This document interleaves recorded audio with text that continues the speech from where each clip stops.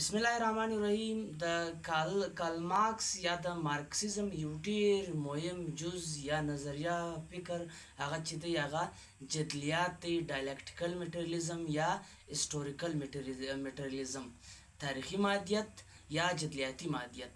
نن زموږ د لا کالج سیکریټري اطلاعات کامریډ محترم انور شاهین د ډایلکټیکل میټریالیزم په حواله باندې ډیر ښه جاج اخیستی دی او ډیره ښه موضوع یې څېړلې ده. راځئ په ګډه دا موضوع واورو.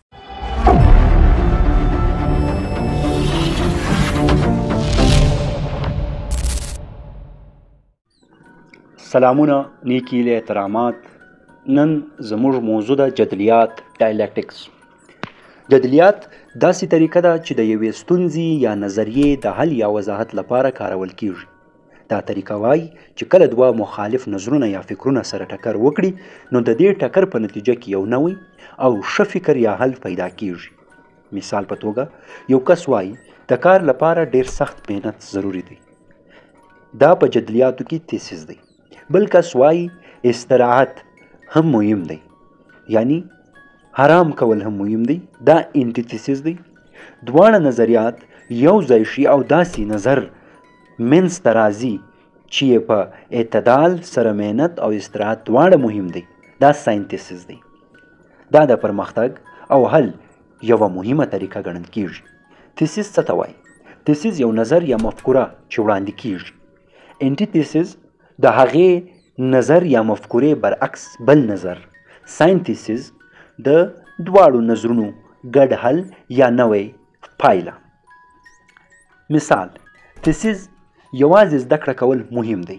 انټیتیسیس یوازې تجربه لرل مهم دی. ساینتیسیس زده کړه او تجربه دواړه مهم دي. په جدلیاتو کې د مختلفو فلسفرانو مختلف نظرونه دي. موږ به راځو اول به د سقراط نظر په دې حواله باندې ګورو. سقراط د جدلیاتو بنسټګر ګڼل کیږي.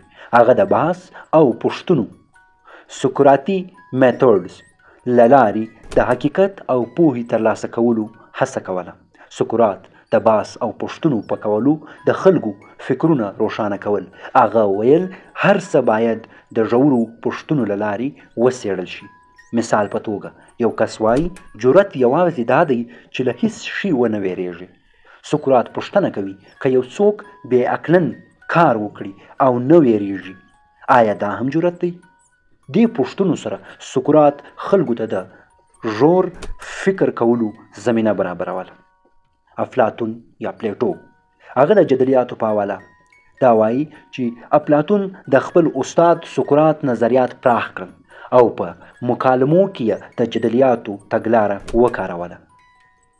د باوري وو چې حقیقت د متضادو نظریاتو د یوځای کولو له لارې څرګندیږي. افلاطون باور درلود چې د مختلفو نظریاتو ترمنځ بحث کول د حقیقت موندلو غوره لاره ده. مثال، په خپل کتاب جمهوریت کې د عدالت د تعریف په اړه بیلابیل نظرونه وړاندې کوي او د بحث له لارې د دې حقیقت موندنه کوي چې عدالت د ټولنې او فرد لپاره متوازن حالت دی. په دې د جدلیاتو په حواله باندې جورج ویلهم یا فریډریش هیګل دوی دا وایي هیګل د جدلیاتو سیستم ته منظمه بڼه ورکړه. هغه د تیسیس، انټیتیسیس او ساینتیسیس د مفاهیمو وضاحت وکړ او باور یې و چې تاریخ او فکر د دې درې مرحلو له لارې وده کوي.